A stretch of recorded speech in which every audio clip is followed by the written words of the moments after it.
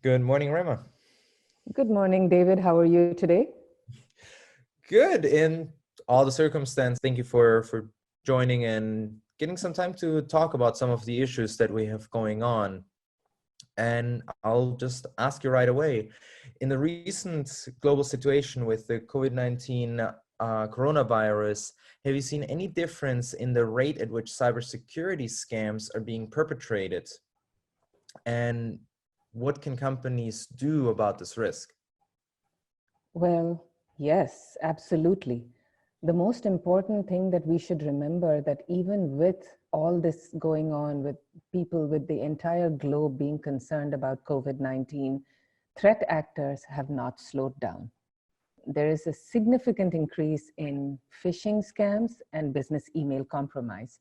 And the interesting thing is, some of these scams are so good that you have to actually take a second or a third look at those emails to be sure that this is actually a spoof and this is not real. And they're leveraging, the hackers are really smart because they are leveraging the COVID-19 concerns that the whole world has right now and sending out these phishing emails. For instance, there could be emails spoofing the World Health Organization, where they may talk about statistics of the coronavirus, or they may talk about what you can do in order to protect yourself. And it's not actually from the World Health Organization, it's a spoof. Or it could be a business email compromise where, say, in a large company, it's the director, the VP of HR sends out an email to everyone, to all the employees of the company saying, while you're working from home, this is how we are changing our practices and how we are changing our policies, etc. So download this attachment and print them and keep them in your homes. And the attachment, of course, has malware on it. So there's a lot going on there. And these things, so if you click on a wrong link, of course, it's the same old problem. The link could download, say, a Trojan horse onto your computer, or basically giving the hacker full control of the device, or it could download malware that steals credentials, the end user credentials. Or of course, it can also help in encrypting the computer and then resulting in a ransomware attack. Interesting, where you then have a lot of distributed computers that can be under ransomware attacks. Exactly. And they're all connected to your own network. They're connected to the company's own corporate infrastructure, the data center, and the speed at which that ransomware can spread, or the malware can spread rather, is incredible, right? In moments, the entire organization is crippled.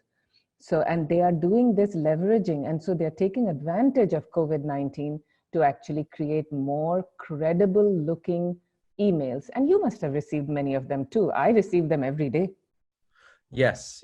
I don't look at them very much, but I do receive them, and it's concerning, and especially also harsh for those bad actors to play on the fear of people and on this situation, because normally it's even harder to sort of get someone's tone right, or to really make something that it looks alike. But now we're in such an exceptional situation that some out of the norm or exceptional emails, I'm sure, are more common. I know I've sent more not usual, or in my organization, we've sent more unusual emails.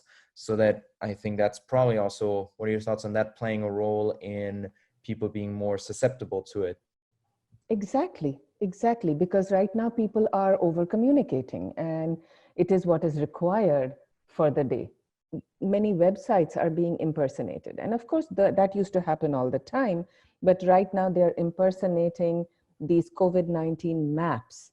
So for instance, you may have seen the Johns Hopkins University coronavirus map. What I would stress is to all our audience is always go directly to the jhu.edu website and then access the map from there.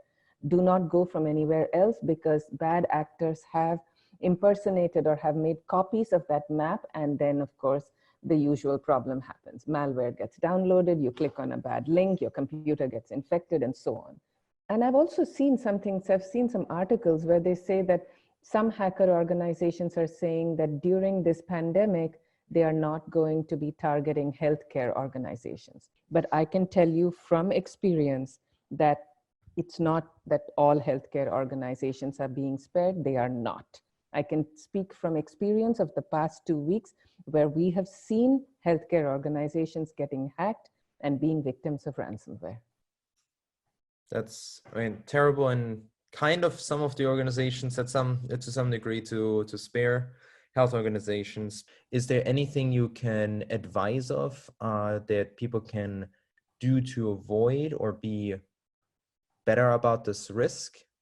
For companies, when we talk about this from the company point of view, and this is of course valid also for individuals for their personal lives, I guess being aware, cybersecurity awareness is still key. And this is very cliched. We keep saying this all the time. I think I say this at least 2 times every week, and I've been saying it for the past, 3 years probably. The employee is still the weakest link. So employees still often have poor password practices. Sometimes they reuse the same password across applications, or they may use very simple passwords without taking advantage of using complex passwords if the application doesn't demand complex passwords, or writing down the passwords in plain text. Sometimes they may not patch their devices, which means you're leaving an open door there for something to be downloaded, or in general, just sloppy cyber hygiene. So it's so important for people to constantly be assuming that every single email, just imagine that every single email is a bad email, and start from there and then say, okay, you know what, this seems legitimate. I can click on this at some point.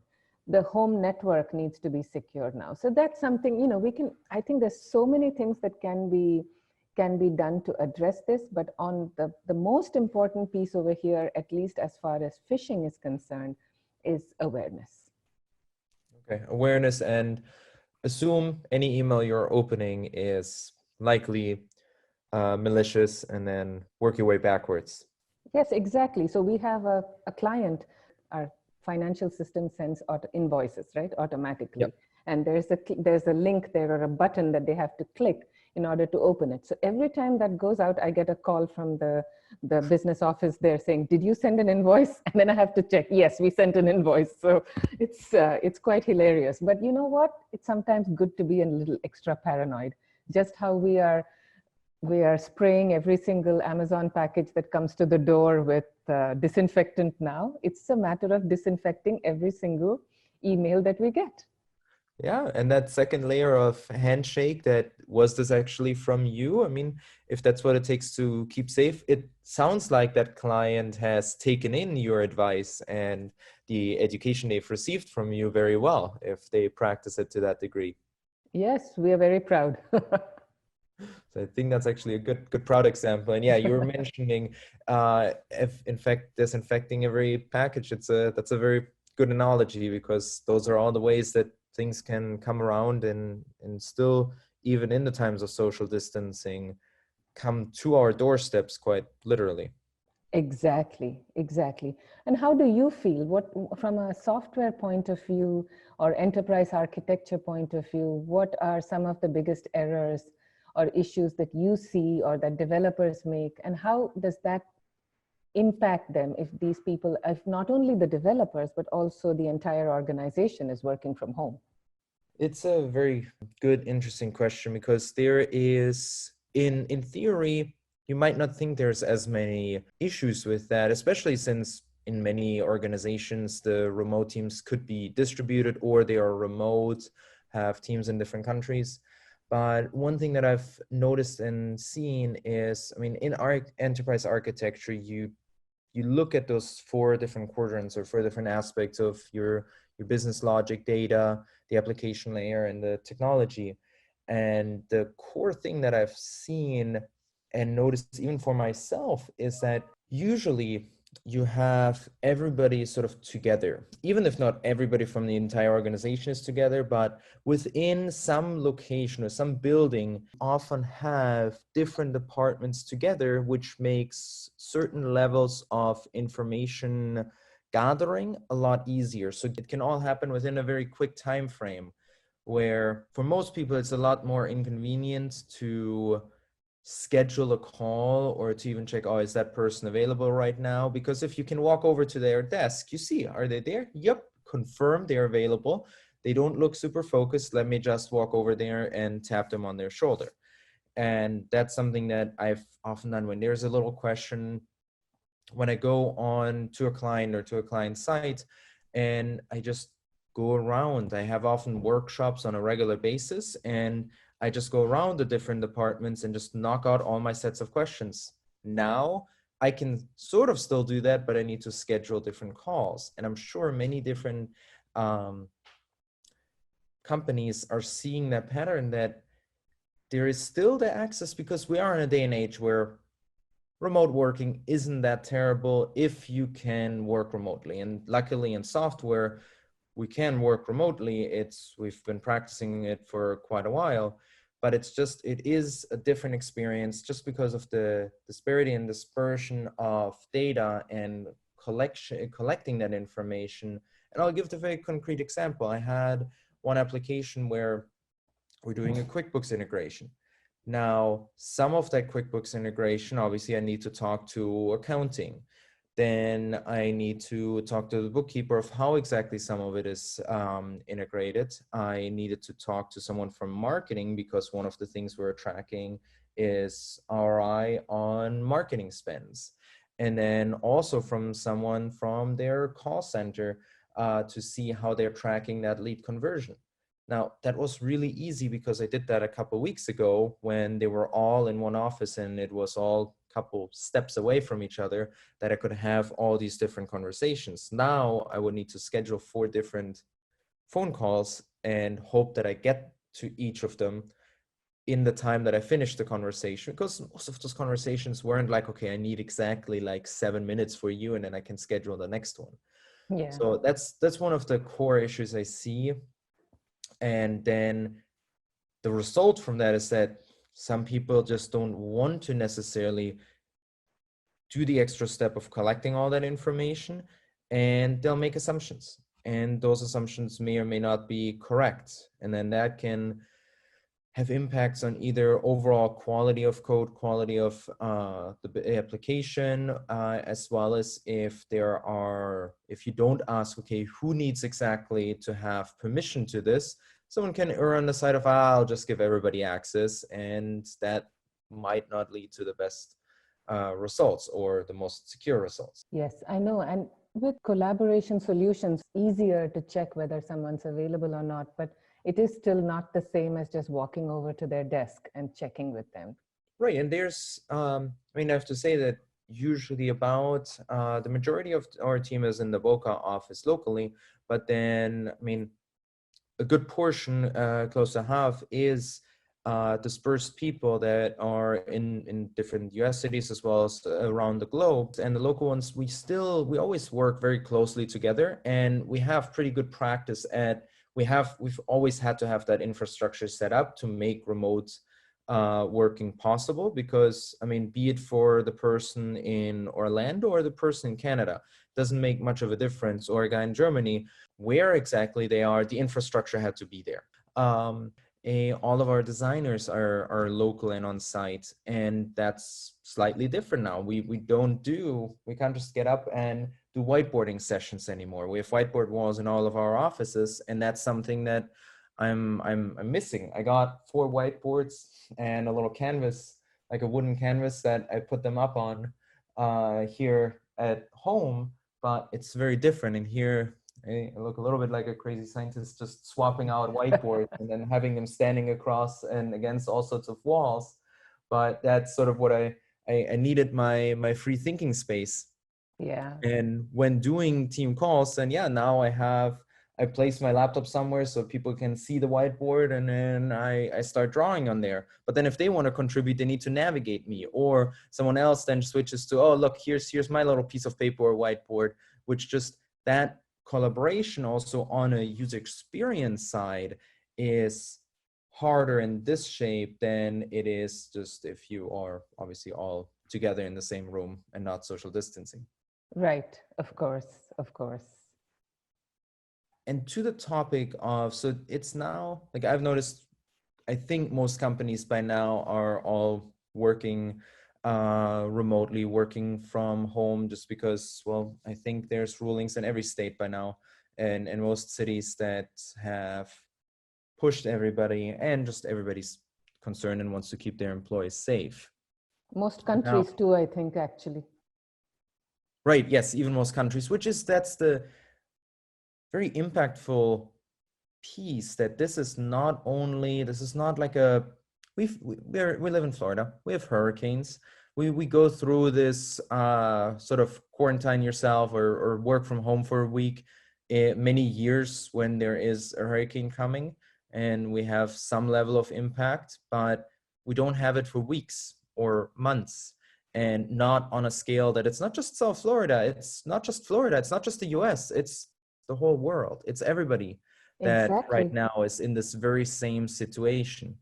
Yeah, I remember when I used to work with Citigroup until a few years ago, we used to have our backup or our contingency plans used to have, if one location is down, then people from another location will take over and work, etc. So if we had hurricanes, then someone in New York might be able to do something differently, be in the office and so on. And we can't do that anymore, right? Because I don't think anyone has contemplated the fact that the entire globe is now at home. They're a curious question. I don't know how much influence you have on some of those contingency plans or insight you have to those. How much have you seen on those that have actually accounted for this type of pandemic and scenario where, yep, everybody's now at home? Is that something that companies have sort of modeled and prepared for? So actually in the past, until I guess about 2 weeks or a month ago, I would say no, I have not seen that at least. And if any company has actually prepared for this, kudos to them. I so we actually, we work with clients. We do a lot of contingency management, contingency planning, etc. Incident response plans, and so on. And I've worked with a lot of people with business continuity, and so on. We've always targeted only those events that happen in that particular area. So if it's California, it may be earthquakes. South Florida, hurricanes. The Midwest would be tornadoes, whatever, floods, those kinds of things. So we really talk about specific items. Of course, we talk about terrorist attacks and those kinds of things too, but again, it's always local, right? It is always restricted to a certain area. So it's very interesting. I don't think too many companies have actually contemplated this at all. So we've had so many people now, we've seen companies actually starting to scramble and work and improve their contingency plans and their documentation in order to handle this situation going forward. Yeah, even though now it's a little bit too late to make a plan. Right now, that plan should hopefully be mostly in action, because we're already 2 weeks into this and there's some more weeks to go. So I hope most companies have to some degree figured it out. But with that, let me also ask you, what are some common security concerns for companies that have team members working from their homes, and maybe from a security as well as privacy angle, and how can they address those concerns? Yes, very good question. I think one of the first questions here, especially because again, the magnitude of this whole remote work has come to a level which was not foreseen.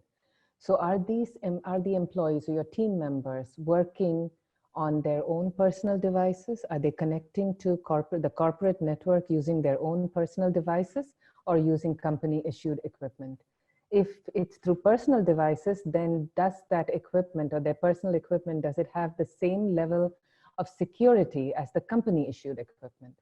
So really the challenge that most companies are facing now is to protect the endpoints which are no longer within their direct control. And while this was always the case for any employees or team members working from home, from their homes, or working remotely, the magnitude here is different, because now they are talking about, so the priority really, what's the primary goal of a business now during this crisis?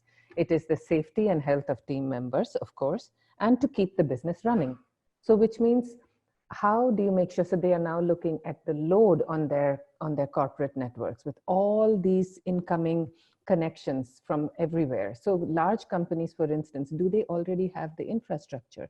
I was speaking with some employees of another large client that we have, where they were actually saying that the company has now informed them that they should stay not connected, or they should disconnect from the corporate environment during the day whenever they don't absolutely need to be connected. So it's very interesting how earlier, when you're talking about remote work, hey, from whatever time, whatever your schedule is, let's say 9 to 5, you have to be connected all the time because the manager needs to know where you are, your team members need to know where you are, and they need to be able to reach you. Here they're saying, you know what, if you don't need to be connected, just get out. So it's very different, right? That's a very surprising and different response. And part of what you were just saying, I think some companies were also, I mean, most companies were not prepared for suddenly having their entire workforce being remote. For like the topic of company issued equipment, many of them have desktop machines or terminals at their workstation, but there's not a preparation. I'm really glad that I just have the general policy. I know laptops are portable, and because I know some of my members, either if we go to clients or if we do something, laptops are easy, they're portable, they go anywhere. So I introduced the policy of just laptops for everybody. I have I think I only have like 2 or 3 stationary iMacs in the office, but even those employees have laptops. So I was glad that I was already put myself in a position that now falling back on everybody being able to work remotely wasn't very hard. But I'm sure many companies were just not in a position that, yes, it would be nice to issue company equipment, but right now it's not really the financial situation to suddenly buy 10, 20, 50, 100, 1,000 laptops for the employees to get them remote. Exactly. Though we've seen, I read something about a company somewhere actually buying 10,000 laptops and so on. But you're right. I'm very happy that we also went the complete 100% laptop route, because anyway, in our case, people travel a lot. So if we have clients who are outside the local area, then of course our team members travel, they do security risk assessments, and they go on site and so on. So we always preferred laptops. So you're right, it was just a lot easier. But some larger companies, yeah, the load can be pretty significant right now. And coming back to your question on the security concerns, sorry, go ahead. Yeah. Oh, no, just in even not like a large company that needs 1,000 or 10,000 or 100,000 computers now to get their workforce remote, but even some of the small to medium-sized businesses suddenly in this situation of uncertainty, having to buy 10 laptops or 15 laptops, 20, 30 laptops, even that financial burden can be pretty significant. From your perspective, what are some recommendations you can make for those that have to resort to having their employees use personal equipment? No, absolutely. You brought some really good points. So like I said, if personal devices don't have the same level of security as company issued equipment, then of course those personal devices may have malware, which once that device is used to connect to the corporate infrastructure, it could obviously compromise the work environment. So there are many questions here, right? But the key question here is, what defenses does the company have to prevent malware from transmitting infection from the personal computer to a corporate environment? So I guess there are some what we recommend is typically some basic minimum standards, right? Basic minimum, you need to have a good, strong updated antivirus package on your device. You need to have probably a software firewall activated. Both Macs and PCs nowadays come with firewalls. So it's a matter of activating, configuring the firewall, very basic configuration. Even the default configuration would be a good way to start. And of course, using a virtual private network to connect the endpoint to the corporate systems. So that using a VPN, of course, does allow the encryption, does allow all communications to be encrypted from the endpoint to and from the computer, basically, all traffic to and from the computer. So we recommend that employees do use a VPN even when working from home. So that way, if there are other devices on that home network which are somehow compromised, then bad actors may or may not be able to see or get access to the data to the traffic between this computer and the corporate environment, for instance. And of course, defining the, you securing your endpoint, of course, is a whole big process, but the very minimum that we recommend is an antivirus, a VPN, a firewall, and some sort of web filtering, if possible. And companies can use some these are basic stuff. It's a wide range, right? You can even say, okay, you know what? We recommend that you guys go ahead and get these packages, or you can choose this. You give them a menu, and then the company decides whether they want to reimburse the employees or not. But on the other end, there could be multiple steps rather in this range, right? So that could be one option. Another option could be that a company provides a package. So for example, there's an endpoint protection setup. So you have your own VPN, you have your firewall, your antivirus, your web filtering, everything. You have a particular area, you have a website or a server from where all your employees should download exactly that same setup. So that could be one way to do it, right? Another way could be you do it through a mobile device management solution, or you are basically mandating. So the IT team, your IT team is actually responsible for managing a portion of the employee's personal device, so that they decide what versions of software get on that device. They know exactly what's on that device. Sometimes you have some very sophisticated monitoring services. You can actually see exactly what the employee has done on that device, whether they downloaded some unnecessary information, whether they captured a screenshot that they should not have. You can check everything over there. So it's a wide range, but at the very minimum, so let's say for smaller companies who may not have the resources to do something too fancy or too sophisticated, at the very minimum, you need to make sure that your team members have antivirus, firewall, and virtual private network for accessing your corporate systems. Very good, thank you. I think that should be hopefully very helpful for some of the folks that are just very new to this and are pushed in the situation where personal equipment will just have to make do for now.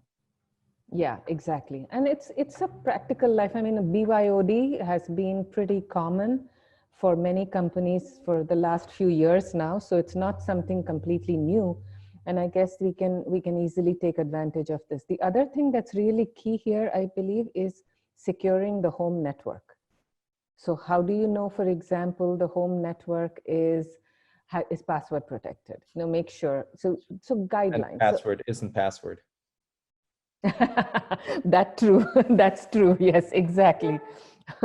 And you know, at least, and with some the basic routers. So all these routers nowadays come with firewalls. So just basic awareness, basic training and guidelines to employees to say what they need to do to secure their home network. Make sure it's password protected with a strong password. Make sure you have a firewall activated on it. You have, again, you know, we've talked about antivirus, etc. What kind of password protection should you use?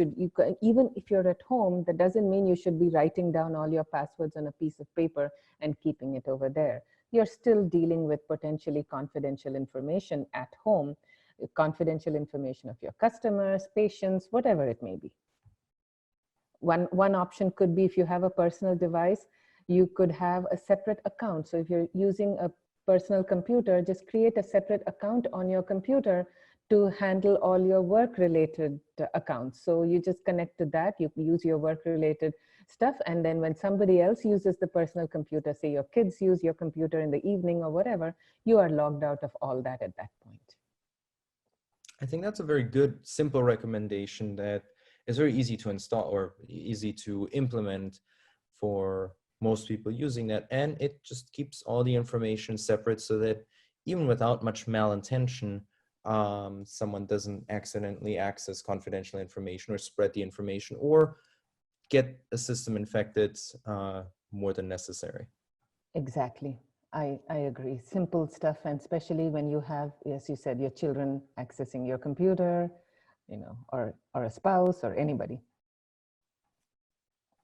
Were there any other concerns or recommendations you wanted to share? I cut you off earlier when you wanted to share more on the security issues of working remotely. Yeah, I have a couple of suggestions, I believe. I was just thinking of two areas. One is, of course, cloud applications. So for companies that are using a significantly large number of their applications, they're on the cloud, but it may not even be a private cloud. They may be using a public cloud, whatever it may be.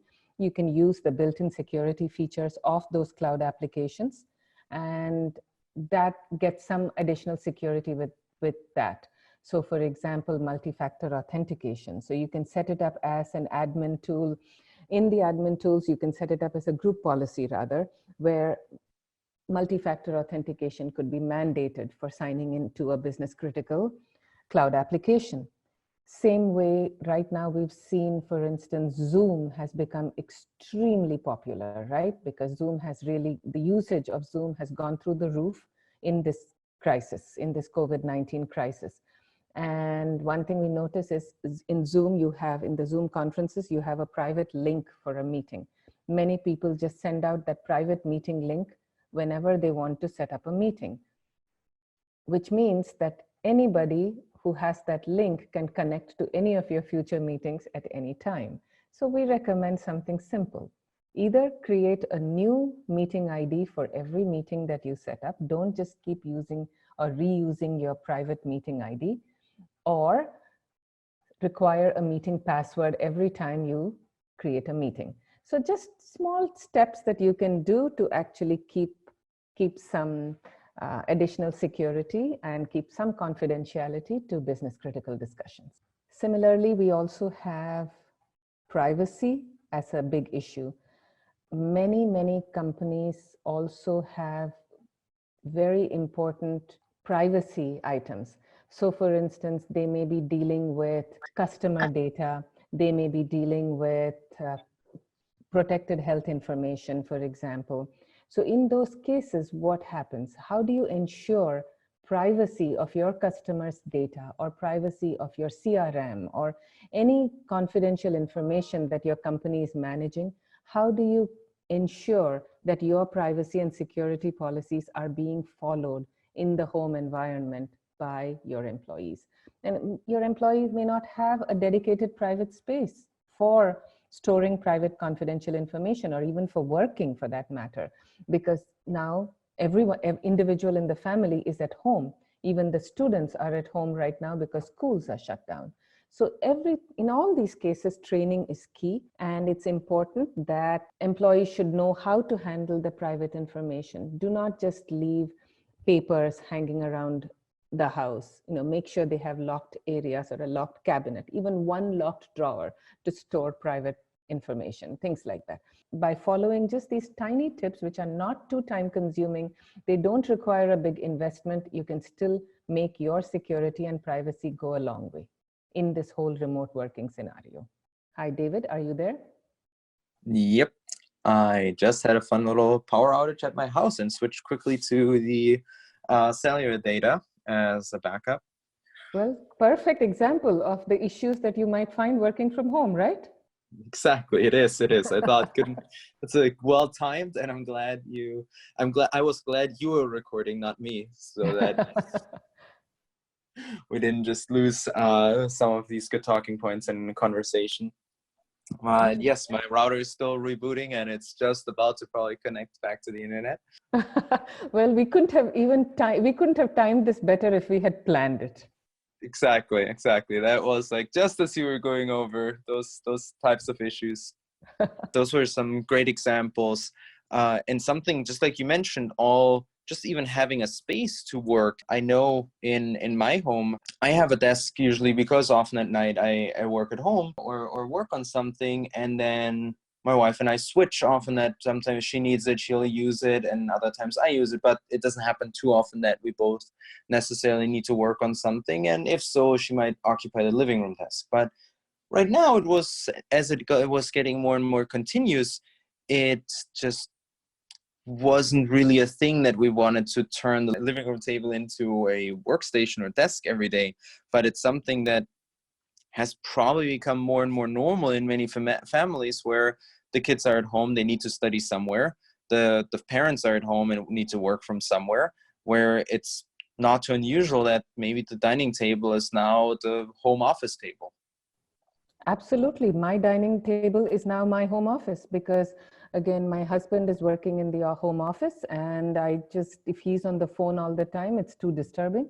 So I just stay on the dining table. One son of mine sits on the kitchen dining table. The other son sits in his room. So, that's how we are doing it too.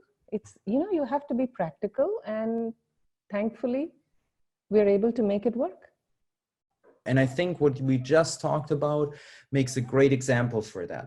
Someone that knows and applies for a job that they're working remotely and knows they're always going to work remotely usually has, for example, a workstation set up at home. They know, okay, this is part of my life. I don't have to commute to work, but I need to have a proper workstation at home. I need to have, and it starts with simple things. It starts with, I have a desk or a area where I can always sit without being disturbed, meaning I either be it a nice little corner, be it somewhere in a room, be it a home office, whatever it is, but it's some area, some physical area in the living in their apartment or house that they can work without everybody walking past them or without the TV being next to it and them being distracted. As well as things such as having a second monitor. I'm used to like working in evenings and weekends at home, so I always have had one or two monitors at home on my desk there, and so do most of I can speak of our team. Any of the remote employees have already set up that they have 1, 2, 3 extra monitors set up in their home office just to be able to work more efficiently, because seeing things on 2 or more screens just helps coordinating and working. So I think those are some very basic pieces from as well as the device. Someone that always works remotely is set up, has their own device that works nicely and is of good quality, even if they don't have a company device. It's just, it's known and it's there. And if someone worked for a company remotely and the company provided a device, either way, that device is already preset. So they have their device, they have their workstation, and they have other ancillary equipment, such as if they need monitors, they have them. If they need decent headphones, they have them, because they're used to, hey, this is my day-to-day routine.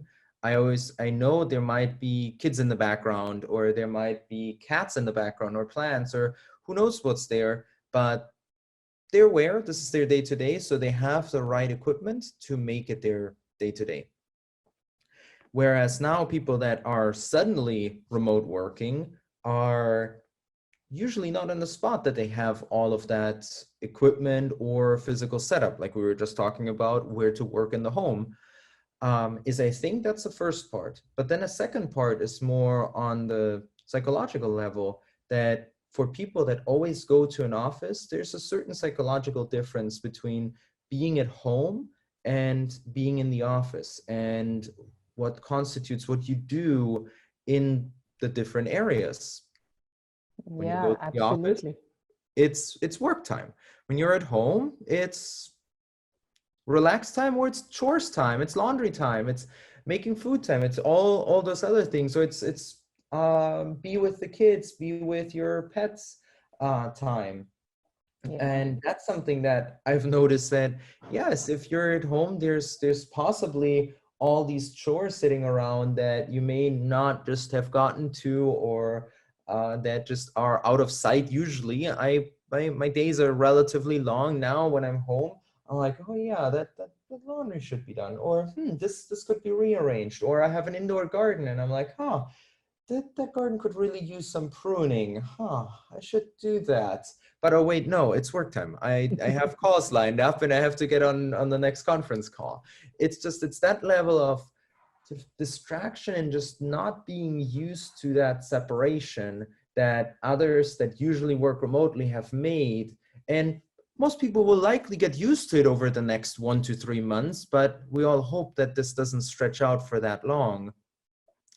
And even if it does, then yes, now all the companies that already have a hard time by transitioning to remote work, like having everybody work remotely, are obviously also hit by that lowered efficiency just because everybody right now is working remotely and is going through that learning process that someone that always works remotely has done a long time ago. So Right. those are some, and yeah, be it like at work, usually a cat doesn't jump up on your lap or on your laptop or around you and is suddenly, and there comes my cat walking up to me. But it's usually not one of those distractions. You're like, oh, come here, little kitty. Or when your kids are at home, them asking you in the middle of the day, oh, can you help me with my homework? Or can you explain me this?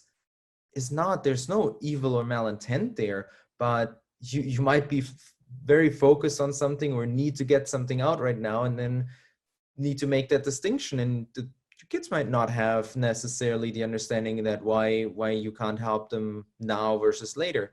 But that's, I think there's so many more aspects than just, yes, you have a device to work on. I think there's a whole breadth of aspects to it that just, I wasn't even thinking about it as much before, but now realizing it more, the difference between the people that I always have working remotely and my local team that now is working from home.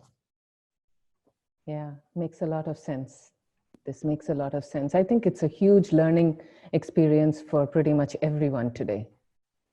Right, because we're all this, and it also just wasn't a deliberate decision that someone was like, okay, let's start working more from home. We want to save the expense of the office, say, or we want to just give everybody more freedom at home, whatever it is, whatever conscious decision there may have been to make a change like this otherwise is just not there. It's all, okay, I guess tomorrow we're all working from home.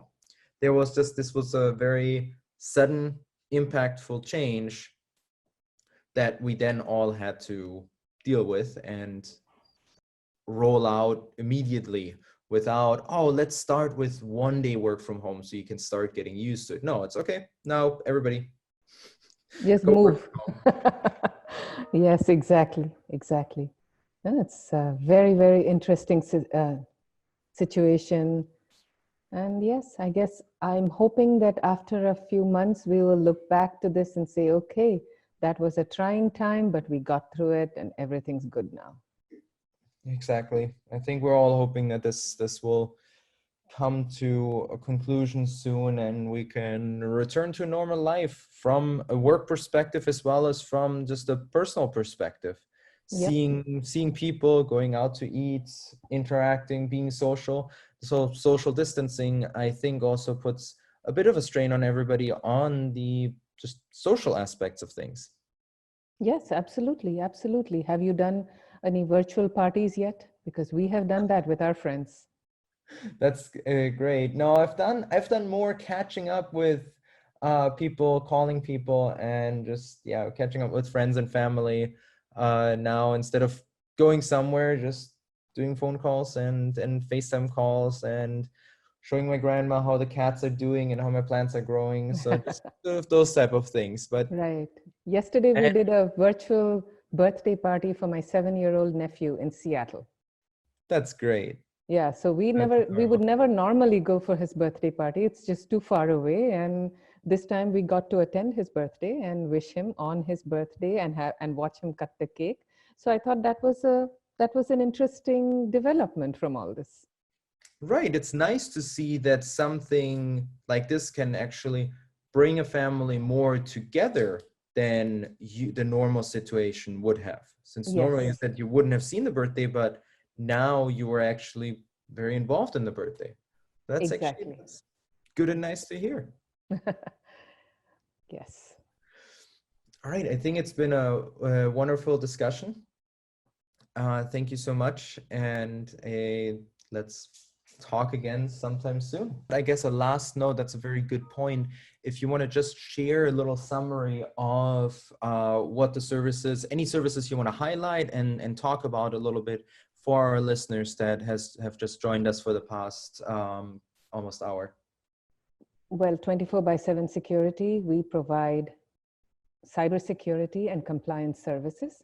So basically our main services that are of importance, I think at this point of time, while we do security risk assessments, penetration tests, we do pretty much anything. We provide virtual CISO services, also HIPAA compliance, and a lot of those kinds of compliance related activities which help companies or our clients maintain their security posture.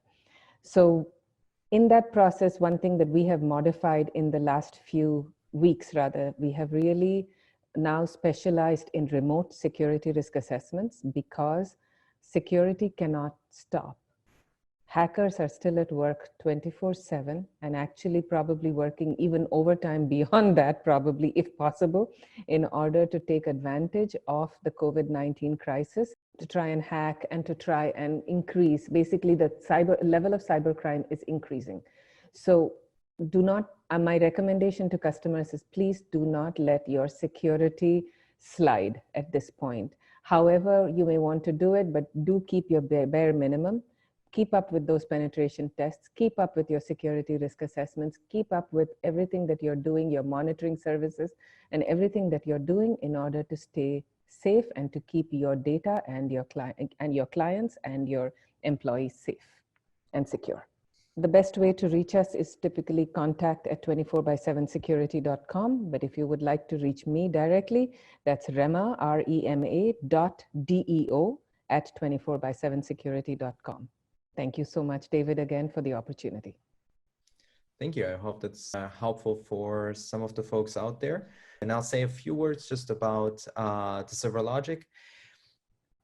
We're a software engineering company, and the focus that we've gone on during these times is we generally work with anything from small business startups and small to medium-sized businesses to large enterprises.